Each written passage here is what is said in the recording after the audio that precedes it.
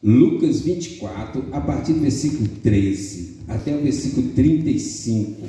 E nós vamos meditar hoje aí sobre restaurando a fé e a esperança no coração. Ok? Eu peço aos irmãos que me ajudem aí a ler. Abra a sua Bíblia. Se alguém tiver sem Bíblia ao seu lado, compartilha. Eu vou ler um versículo, a igreja vai ler um outro responsivamente. Lucas 24, do versículo 13 até o 35. Vamos ler pausadamente para que todos possam acompanhar. Eu vou iniciar a leitura. Naquele mesmo dia, 2 deles estavam de caminho para uma aldeia chamada Emaús, distante de Jerusalém, 60 estados, significa 11 quilômetros. Podem ler. Iam conversando a respeito de todas as coisas sucedidas. Muito bom. Aconteceu que, enquanto conversavam e discutiam, o próprio Jesus se aproximou e ia com eles. Os seus olhos, porém, estavam impedidos de o reconhecer. Então lhes perguntou Jesus: que é isso que vos preocupa? E de que ides tratando à medida que caminhais? E eles pararam entristecidos. Porém, chamado Cleopas, respondeu dizendo: és o único porventura que devendo estar em Jerusalém, ignora das ocorrências desses últimos dias? Ele lhes perguntou: quais? E explicaram: o que aconteceu a Jesus, o Nazareno, que era varão profeta, poderoso em obras e palavras, diante de Deus e de todo o povo. Como os principais sacerdotes e as nossas autoridades o entregaram para ser condenado à morte e o crucificaram. Ora, nós esperávamos que fosse ele quem havia de redimir a Israel. Mas depois de tudo isto, é já este o 3º dia desde que tais coisas sucederam.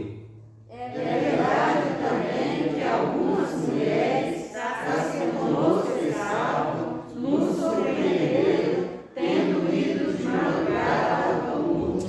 E não achando o corpo de Jesus, voltaram dizendo terem tido uma visão de anjos, os quais afirmam que ele vive.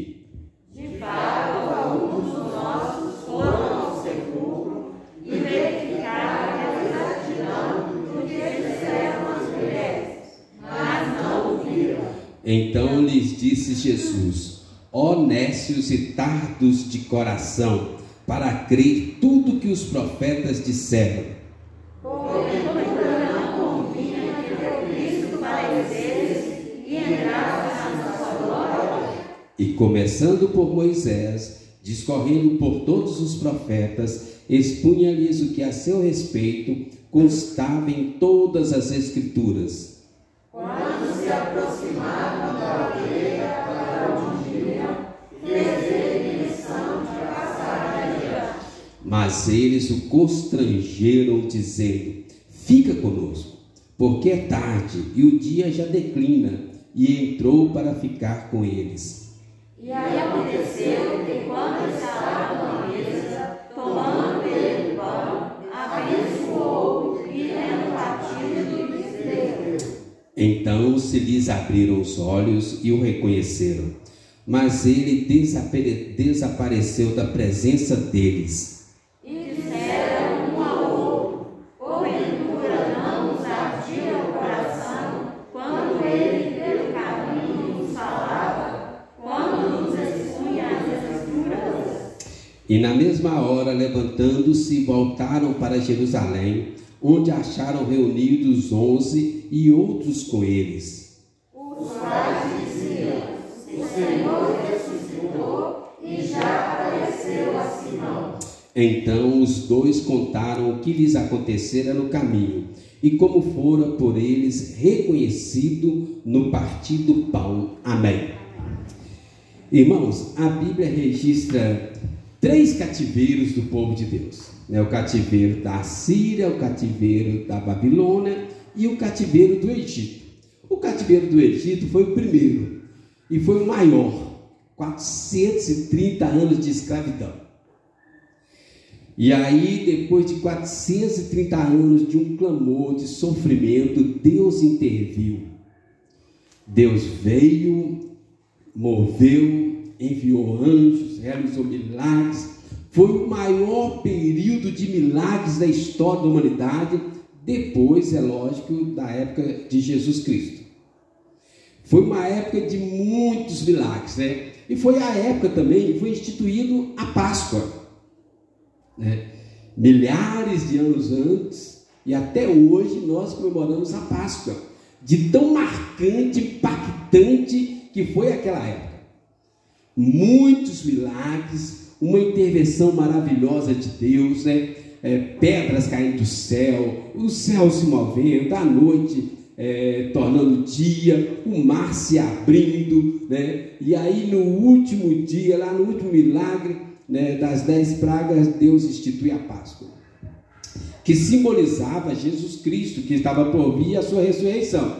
Mas no primeiro momento, a Páscoa era a libertação do povo de Deus do cativeiro do Egito, depois de 430 anos de escravidão. Foi uma época maravilhosa de milagres e intervenções divinas. Mas agora vocês vão ficar surpresos. Logo depois foi a época de maior incredulidade do povo de Deus. Na libertação do cativeiro do Egito, foi a época de maior acontecimento de milagres da história da humanidade, tirando o período de Jesus Cristo. Foi lá, aconteceu as 10 pragas, foi lá, instituiu a Páscoa, foi lá, aconteceu a travessia do Mar Vermelho, e eles entraram na Terra Prometida. Mas logo após esse acontecimento, veio a época de maior incredulidade do povo de Deus. Olha que coisa curiosa. E aí, Deus tem que intervir também ali para restaurar a fé do povo. O nosso texto fala algo semelhante, irmãos. Depois do maior acontecimento da história da humanidade, a ressurreição de Jesus Cristo no domingo de Páscoa, que virou o domingo da ressurreição, foi também uma época de grande apostasia, afastamento e incredulidade. Antes da crucificação, multidões seguiam Jesus. Após a crucificação, todos abandonaram Jesus, exceto as mulheres e o apóstolo João. Mas Jesus, mesmo depois da ressurreição, Jesus vem ao encontro dos seus eleitos para restaurar a fé. E ele vai contra as mulheres, né? Primeiro, as mulheres estão sempre à frente, né? Os irmãos têm que me perdoar isso, mas é verdade. As mulheres são mais sensíveis e vão sempre à frente. Elas foram as primeiras a irem lá no túmulo e testemunhar a ressurreição de Jesus. Depois os anjos proclamaram. Depois Jesus encontra, né? Vai até Pedro. Pedro estava ali morrendo de vergonha, tinha negado Jesus, depois de ter uma grande afirmação de fé. Tu és o Cristo, Deus vivo. Aí Pedro abandona tudo, volta para o trabalho dele, né? Vamos pescar. Aí Jesus vai até Pedro, restaura a fé e a esperança de Pedro. Jesus vai até os 11, Jesus vai até Tomé, Jesus vai até mais de 500 pessoas. Jesus vai restaurando a fé e a esperança. E aqui nós temos a história de 2 homens. Um diz que chama Clopas, né, ou Cleopas, o outro a gente não tem o nome, mas são característicos nossos.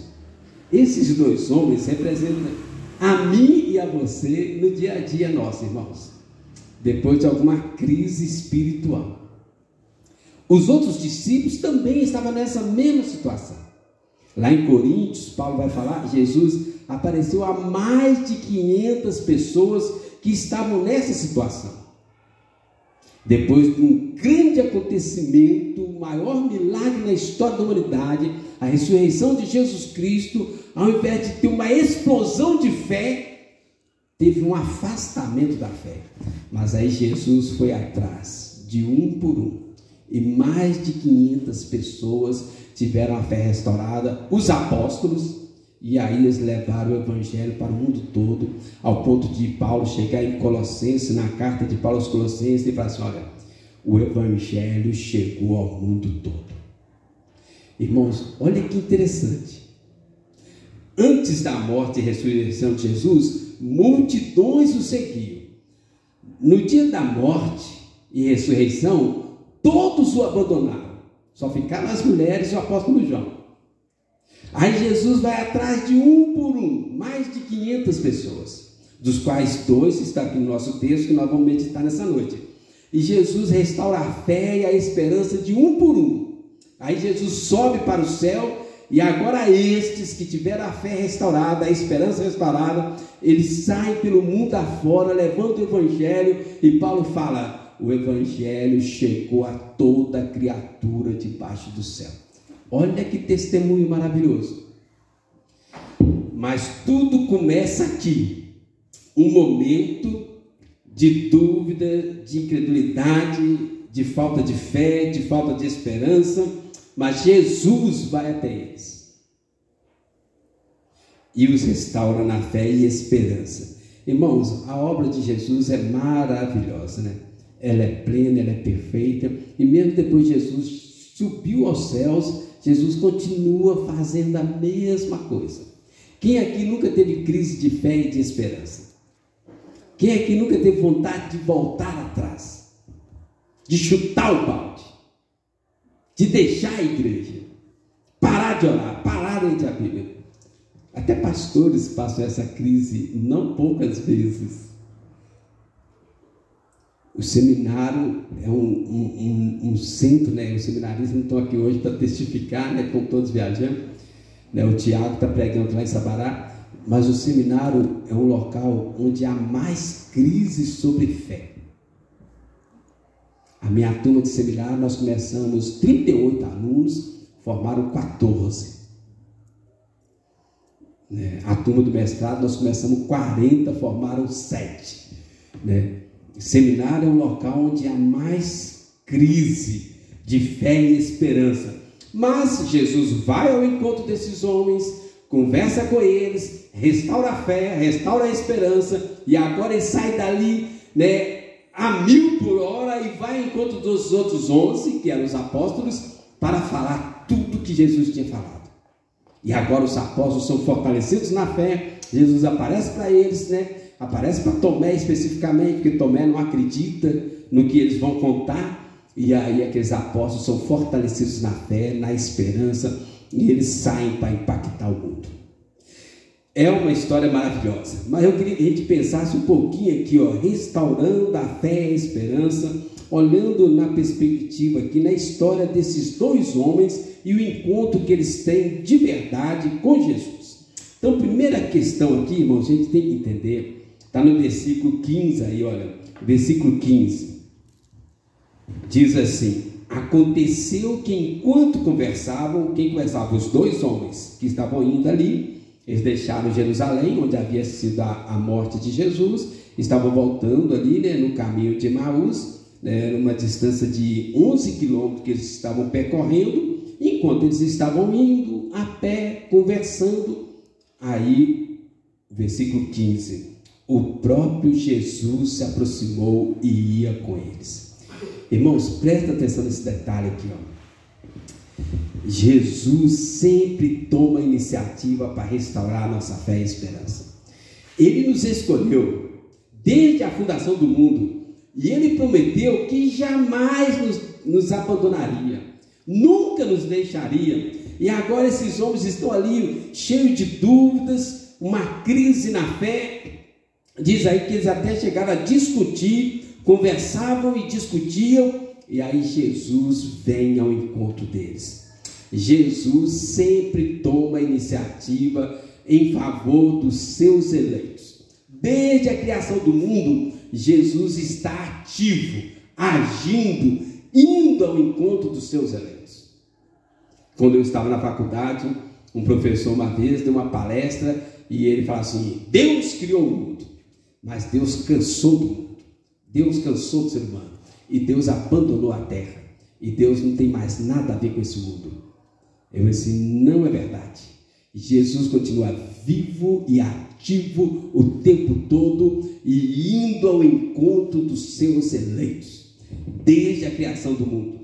Olha a história da mulher samaritana, nós estudamos há poucos dias aqui nas quinta-feiras, no Evangelho de João, né? Jesus, ele muda o seu trajeto, Jesus muda a sua agenda, Jesus abre mão da comida, abre mão da bebida, Jesus faz o que for necessário para ir ao encontro dos seus eleitos. Aí ele alcança a mulher samaritana ali ao meio-dia, no meio do deserto. Qual a probabilidade de um encontro desse? Só Deus para fazer algo assim. Aí Deus alcança aquela mulher e aquela mulher sai pregando e se torna uma das primeiras missionárias da era cristã. Mas a gente vê isso também, irmãos, no Antigo Testamento, de Jesus que tomou iniciativa para libertar o povo de Deus do cativeiro do Egito, do cativeiro da Babilônia, do cativeiro da Assíria. É Jesus, ele não para, ele não está cansado nem descansando, Jesus está vivo e ativo, amém? Jesus, ele vai nos cativeiros, ele destrói os cativeiros, ele derruba os reis, ele restaura o seu povo, ele restaura a fé, restaura a esperança. Jesus levanta líderes para cuidar do seu povo, conduzir o seu povo. Lembra do livro de Reis, livro de Crônica, livro de Juízes? É Deus, é Jesus agindo o tempo todo. Ele busca um aqui, ele busca outro ali, ele orienta, ele fortalece, ele ensina, ele capacita, né? E vai conduzindo o povo na história, de tal maneira que hoje nós já somos bilhões de cristãos, seguidores de Jesus, por causa da graça de Deus. E mais, algumas vezes na história, o mundo, o diabo se levantou para tentar destruir o povo de Deus. Mas Jesus estava lá protegendo o povo. Lembra da rainha Esther? Eles criam uma lei para exterminar o povo de Deus. Às vezes parece que Deus tem um pouco de senso de humor, viu? Aí Deus levanta uma escrava para preservar o povo de Deus. O homem mais famoso, mais poderoso, do maior império, que reinava sobre 123 províncias, o homem mais poderoso foi derrotado por uma escrava, uma moça, né? Virgem, saindo da adolescência. E aí Deus humilha o poder humano, né? José também, José ali um adolescente, jogado numa cisterna, vendido como escravo. Aí Deus vai usar José para preservar o povo dele. Uma fome terrível veio sobre todo mundo. Aí José é um instrumento de Deus para preservar o povo, leva o povo para o Egito. E assim são várias histórias. E após a ressurreição, que é o nosso texto, Jesus continua tomando a iniciativa para restaurar a fé, restaurar a esperança de seus discípulos. Ele foi até Pedro, que tinha abandonado tudo, voltou a pescar. Jesus vai lá, conversa com Pedro, toda a paciência, restaura a fé de Pedro. Ele vai dizer: agora você vai cuidar das minhas ovelhas. Jesus vai até Tomé, os discípulos, logo após aqueles correm, contam para os apóstolos. Aí Tomé diz: eu não acredito. Se eu não colocar a mão nas feridas, eu não acredito. Jesus vai lá até Tomé: está aqui, Tomé, põe a mão. Você quer pôr a mão? Coloca a mão para você acreditar. Restaura Tomé, e diz a história que Tomé virou um dos grandes missionários, saiu pregando o evangelho por toda a Ásia, a Índia, diz que até hoje há testemunhos da pregação do evangelho de Tomé naqueles rincões lá da Ásia e da Índia, depois que ele colocou a mão ali na ferida. E é assim, irmão, Jesus vai fazendo, restaurando, e aqui nós vemos 2 discípulos. E eu fico pensando, irmãos, sabe por que não colocou nome nesses discípulos? Ou colocou nome só nenhum? Sabe quem é o outro discípulo? Eu e você. Aí você coloca o seu nome, Então, assim, estavam indo 2 discípulos no caminho de Emaús. Clopas, ou Cleopas, algumas traduções variam. Clopas e Ronaldo. Estava indo Clopas e o pastor Ronaldo, triste, desanimado, sem fé, sem esperança. Depois daqueles acontecimentos, eles conversavam, discutiam, não entendiam o que estava acontecendo. Aí Jesus veio ao encontro de Clopas e do pastor Ronaldo para restaurar a fé e a esperança deles. Eu fico pensando que Deus não colocou o nome do outro discípulo para que você possa colocar o seu nome aqui, como representando o outro discípulo, tá certo? Então, Jesus vai até esses discípulos, vai ao encontro deles, Jesus conversa com eles, deixa eles se abrirem, desabafarem, troca ideias, e aí Jesus restaura a fé e a esperança deles. E eles saem correndo para falar para os outros apóstolos, discípulos, o que estava acontecendo. Irmãos, hoje, Deus continua agindo da mesma forma. Jesus continua ainda ao nosso encontro. Um dos nomes de Jesus é Deus Emanuel, que significa Deus conosco. Jesus, ele é onisciente, onipotente e ele é onipresente. Aonde você estiver, Jesus está ali contigo. Você vai fazer uma prova, vai fazer um concurso lá no seu trabalho, na hora da necessidade, você vai viajar, qualquer situação difícil, Jesus está ali contigo. Amém? Ele é Deus Emanuel. Ele se importa conosco, Ele não abandonou a terra, Ele continua vivo, ativo, vindo ao nosso encontro para restaurar a fé e a esperança em nosso coração. Amém? Mas eu quero continuar mais aqui. Primeiro, então, Jesus sempre toma iniciativa para restaurar a fé e a esperança. Ele fez isso no passado, continua fazendo isso hoje. Ok? Agora olha o versículo 16. Por que uma pessoa perde a fé e a esperança?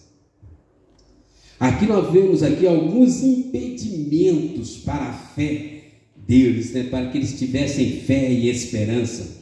No versículo 16 está escrito assim: os seus olhos, porém, estavam como que impedidos de o reconhecer. E aí vai vir aí o 17, os outros falando o que estava acontecendo aí. Aí no 17 fala assim: então lhes perguntou Jesus: que é isso que vos preocupa?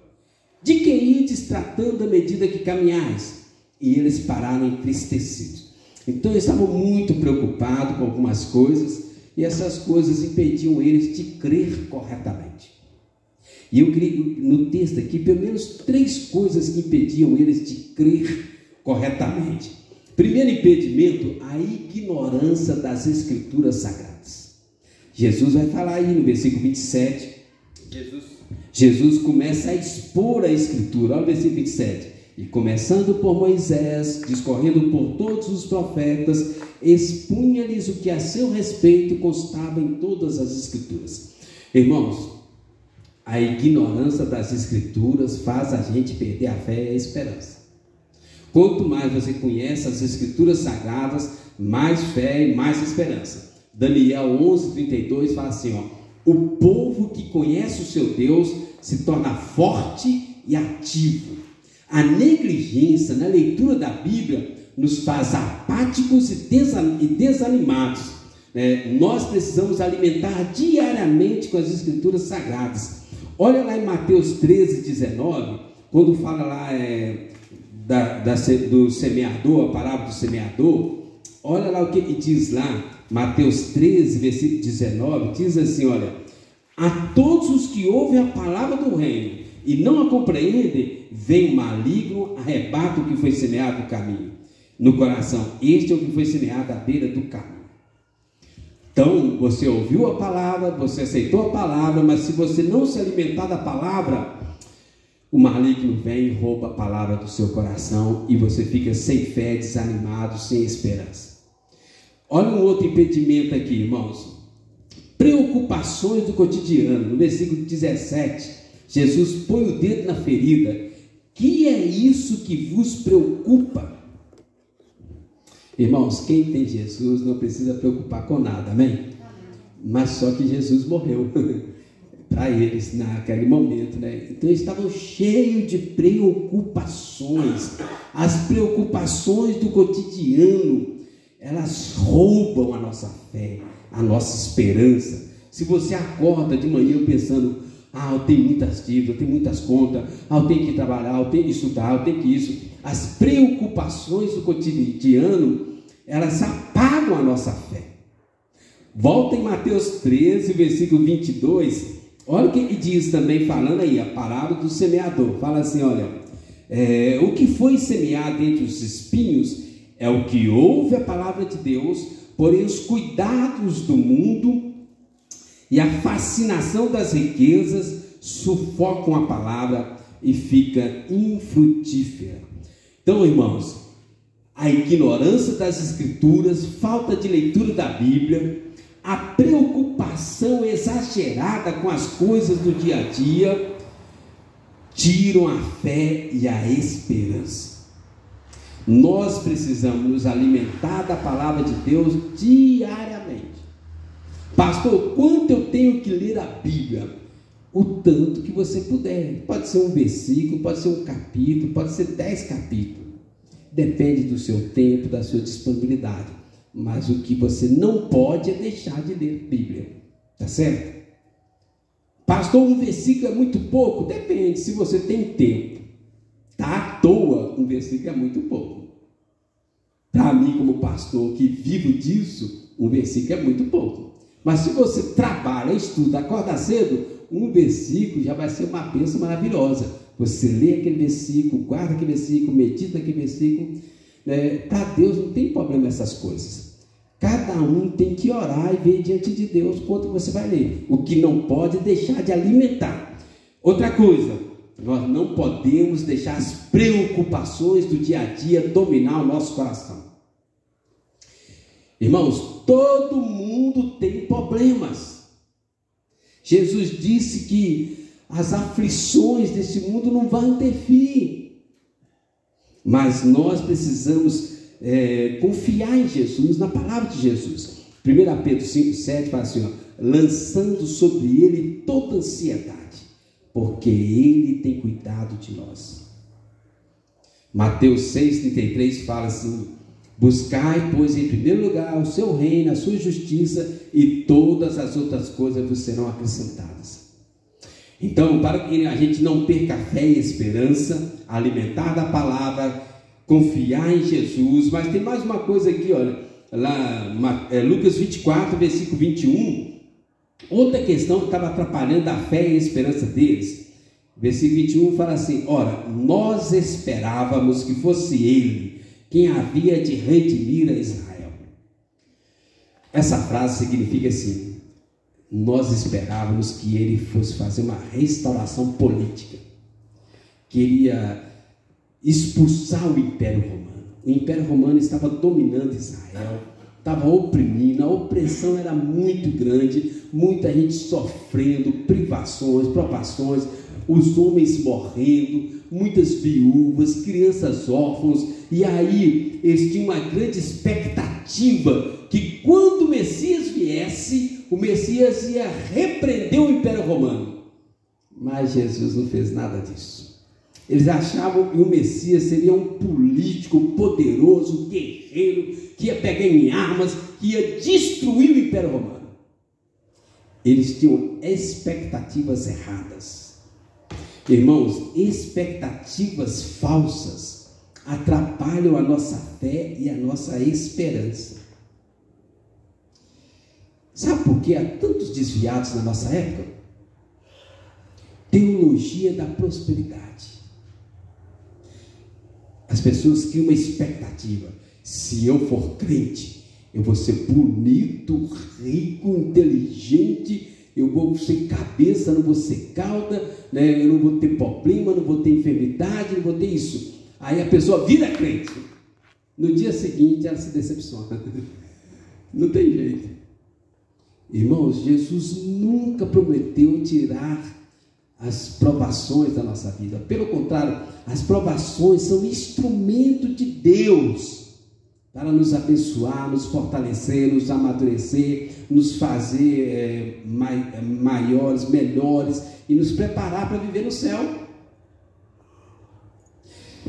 Nunca vão acabar as tribulações na vida, irmãos. Até quando você estiver velhinho, com 82 anos de idade, ele vai estar passando por tribulação, não é, Zé? Aí aparece a prefeitura querendo derrubar a sua casa, né? Fala assim, nossa, eu pensei que agora minha casa arrumada, acabei de reformar, eu ia só curtir a casa. Aí chega a prefeitura, nós queremos derrubar a sua casa, queremos o seu terreno, queremos o seu quintal. Nunca vai acabar as provações e tribulações nesse mundo, não, irmãos. Mas a graça de Deus nos basta, amém? A graça é maior, é suficiente. Eles tinham falsas expectativas, essas falsas expectativas os deixaram frustrados, decepcionados, porque eles acreditavam em algo que Jesus nunca prometeu para eles. Vou falar um segredo para vocês. Sempre vai ter patrões chatos. Estudar sempre vai ser uma canseira. Cadê os estudantes aí, os intelectuais? Estudar sempre vai ser um fardo. Trabalhar sempre vai ser penoso. Casamento sempre vai ser difícil. Os filhos sempre vão ser difíceis. Igreja sempre vai ser cheia de problemas. Só quando Jesus voltar, amém? Aí vai estar tudo consertado, né? Pastor sempre vai falar demais. Não tem jeito, irmãos. Nesse mundo é assim mesmo. Essas coisas fazem parte do plano de Deus para nos fazer crescer, melhorar, né? Nos preparar para viver no céu. É assim que funciona, né? Então, irmãos, nós precisamos entender essa dinâmica aqui, porque as seitas, os neopentecostais, eles estão entrando nessa brecha. As pessoas com expectativa falsa, aí eles oferecem aquilo que as pessoas querem, as pessoas vão, mas não resolve nada. As pessoas saem de lá piores, frustrados, ok? Então nós temos que entender que é Jesus. Jesus está acima das religiões, Jesus está acima da política, Jesus está acima das nossas expectativas. Jesus, Ele quer nos levar para o céu. Pode ser bem ou mal, né? Passando pela neve ou passando pelo fogo, Ele vai nos levar para o céu. O propósito de Jesus é nos levar para o céu. O resto aqui é caminhada. Pode ser uma caminhada tranquila, pode ser uma caminhada pedregosa, mas o propósito é levar para o céu.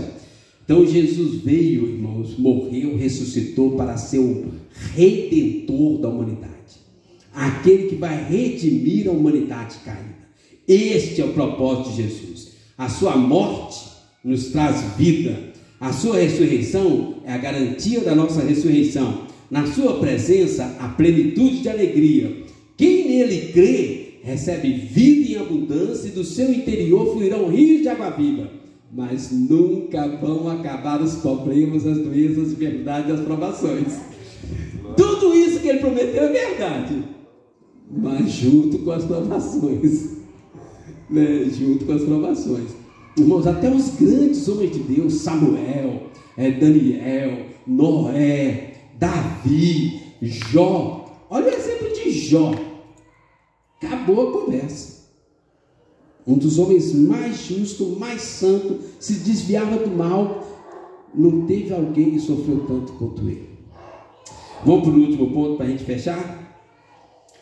Então, olha o versículo agora, versículo 26. Então, primeiro, irmãos, Jesus sempre toma a iniciativa de ir em favor dos seus eleitos para resgatá-los, e Jesus jamais pede o que são seus. Segundo, cuidado com os impedimentos. Para quê? Expectativas erradas, né? Preocupações do dia a dia, né? Coisas desse tipo aí, a negligência das escrituras sagradas. E o último aqui, versículo 26. Porventura não convinha que o Cristo padecesse e entrasse na sua glória? O último aqui, irmãos. Havia uma necessidade única da morte e ressurreição de Cristo. Desde a queda do homem, desde que Adão e Eva pecaram, caíram, a morte entrou no mundo. E só a morte e ressurreição de Jesus é que poderia consertar essa humanidade. Então ele estava ali triste. A gente pensava que ele ia libertar a gente do Império Romano. Aí ele morreu.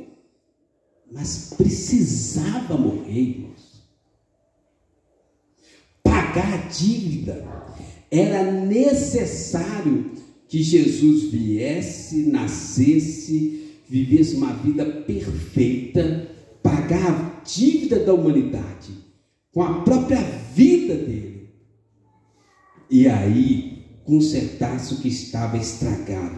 Quando fala assim, convinha, significa necessário, obrigatório, não tinha outro meio. Irmãos, presta atenção nisso. Quando Jesus estava ali no Getsemane, Jesus orou, lembra que ele orou? Senhor, se possível, passa de mim esse cálice. Cálice era uma metáfora significando, né, o que ele tinha que passar, né, que ele tinha que beber. Passa de mim esse cálice. Mas se não for possível, faça-se a tua vontade. Irmão, se fosse possível, se existisse outro meio, Deus teria feito. Não tinha outro meio, não tinha outro homem, não tinha outra forma de pagar a dívida da humanidade, né? Então era necessário, versículo 26 fala, convinha que o Cristo morresse para pagar a dívida, deixasse eu e você livre para ir para o céu. Agora quem recebe Jesus não tem mais condenação. Romanos 5, versículo 12, versículo 19, versículo 21 fala assim: por um homem entrou o pecado no mundo, e era necessário que por um homem saísse o pecado do mundo. Através de Adão, o pecado entrou no mundo. Através de Jesus, o pecado sai do mundo. Aquilo que mais nos atrapalha, mais nos incomoda, aquele peso que estava sobre nós, agora está sobre Jesus. Amém? Imagina que assim, irmãos, olha, tinha um peso sobre você que te impedia de chegar até o céu. Esse peso foi jogado sobre Jesus. Agora você fica livre para chegar até o céu. Quando você recebe Jesus, Jesus pega o seu fardo e te deixa livre. Era necessário a morte de Cristo. E a ressurreição de Cristo é porque o salário do pecado é a morte. Jesus morreu não porque tivesse pecado, mas por causa dos nossos pecados. Então, ele morreu, pagou a nossa dívida, mas ele não tinha pecado, a morte não pode segurar. Aí ele ressuscitou. Amém? Se fosse uma igreja pentecostal, agora é assim, glória a Deus. Irmãos, isso é maravilhoso demais. A morte de Cristo significa a sua dívida com Deus está paga. A ressurreição de Cristo significa Deus começou uma nova geração, do qual Jesus ele é o primeiro, o primogênito, né? Ele é a primícias, né? E eu e você estaremos lá. Assim como Cristo ressuscitou, nós ressuscitaremos também. Jesus já tinha falado isso para os discípulos, mas eles não entendiam. Eles estavam ali frustrados, desanimados, sem esperança, mas não havia razão para isso. É porque normalmente o sentimento fala mais alto do que a nossa mente, do que a lógica, né? O coração acaba falando mais alto do que a mente, mas não deveria, né? Jesus já tinha dado muitas provas de ressurreição para eles, né?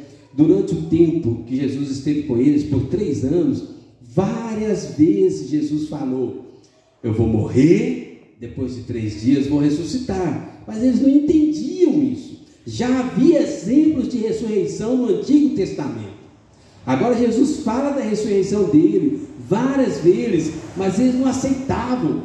Pedro chega a ficar assim exaltado: Senhor, não tira do Senhor isso, né? O Senhor não vai morrer não. Jesus falou o quê? Arreda-te, Satanás. Porque era necessário Jesus morrer, pagar a nossa dívida, né? Olha outra coisa que era o motivo para eles não estar tristes. Jesus tinha falado: eu vou morrer, no 3º dia eu vou ressuscitar. No 3º dia as mulheres foram lá. O túmulo estava vazio. Os anjos deram testemunho. As mulheres voltaram e falaram com eles. Mas eles continuaram lá no caminho de Emaús. Ó vida, ó céus, aquele que ia libertar a gente morreu. Jesus já tinha falado, as mulheres já tinham visto, o anjo já tinha falado com elas já tinham falado com eles, mas eles continuam sem fé e sem esperança. Irmãos, está entendendo onde eu estou querendo chegar? Às vezes o nosso coração trai a nossa mente. Eles não tinham mais motivo para ter preocupação. Eles precisavam confiar no testemunho dos anjos, no testemunho das mulheres, nas promessas de Jesus, no ensinamento do Antigo Testamento, né? Alguns outros discípulos também já estavam vendo Jesus. Agora eles mesmos passam por isso. Eles chegam lá para os discípulos, falam. Alguns ficam assim meio na dúvida. Aí Tomé, eu não acredito. Aí Jesus tem que aparecer para Tomé ali também. Irmãos, onde eu estou querendo chegar com isso aqui? Não há motivo para ter medo. Não há motivo para ter falta de fé. Não há motivo para ter falta de esperança. Jesus morreu, mas ele ressuscitou. Amém? Jesus está no controle, Jesus está vivo, está ativo, e ele vem ao nosso encontro na hora que você precisar, aonde você precisar. Pode ser dentro de um grande peixe, de uma baleia lá no fundo do mar, Jesus vai lá te encontrar. Pode ser no meio de uma fornalha ardente 7 vezes mais quente, Jesus vai lá te encontrar. Pode ser numa cova lá jogada aos leões, Jesus vai lá te encontrar. Pode ser numa caverna num dia de neve fechado, você e um leão sozinho, Jesus está lá com você. Aonde você estiver, na hora que você precisar, Jesus está lá com você. Amém? A gente não precisa temer, não precisa da falta de fé e esperança. Aí olha a conclusão aí, para a gente encerrar, para concluir. Olha então o que acontece, versículo 31 e 32. 31. Então se lhes abriram os olhos. Os olhos deles foram abertos, irmãos. Na verdade significa assim, então a mente deles entendeu. Eles não estavam andando de olhos fechados. Isso aqui é uma metáfora para falar assim, agora eles entenderam tudo que Jesus falou, tudo que o Antigo Testamento falava, e Jesus explicou aqui nos versículos anteriores, né? Desde Moisés, passando pelos profetas, agora eles entenderam que as mulheres falaram, que o anjo falou, agora eles entenderam tudo. E aí usaram essa metáfora para significar isso tudo. Então se eles abriram os olhos, significa, agora eles entenderam tudo o que estava acontecendo. Já viu quando você está assistindo um filme cheio de suspense, cheio de mistério, aí chega lá no finalzinho, aí você, entendi. É essa a ideia. O filme já estava rolando há muito tempo. Agora eles entenderam o grande finale da história. Que na verdade, irmãos, né, o grande final é apenas o começo, né, da grande história. Aí versículo 32. E disseram um ao outro, porventura não nos ardia o coração quando ele pelo caminho nos falava, quando nos expunha as escrituras? Então Deus lhes abriu os olhos para eles verem e crerem. Deus restaura a fé e a esperança. A incredulidade coloca uma venda nos olhos, cega a nossa mente, nos impede de crer, de ter fé, de ter esperança, né? As preocupações, a negligência na Bíblia, mas Jesus vem, restaura. Agora os olhos foram abertos pela explicação das Escrituras Sagradas que Jesus fez, os corações foram aquecidos pela palavra que Jesus falava ao coração deles, e eles tiveram os lábios abertos, saíram animados, correndo, e foram falar para os outros discípulos. Olha aí o versículo 35, né? Então os dois contaram o que lhes aconteceram no caminho e como foram por eles reconhecidos no partir do pão. Abriu a mente, abriu os olhos, aqueceu o coração, e eles saíram para falar o que eles tinham entendido. Agora é a nossa vez, irmãos. Não há motivo para ter medo. Jesus ressuscitou. Amém? E nós somos testemunhas vivas disso. Agora é a nossa vez de crer e espalhar essa boa nova para a nossa família, para nossos colegas de trabalho, para nossos colegas de escola. Você é o outro discípulo de Emaús para ir levar essa boa nova. Que você seja um instrumento da graça e do amor de Deus. Vamos orar?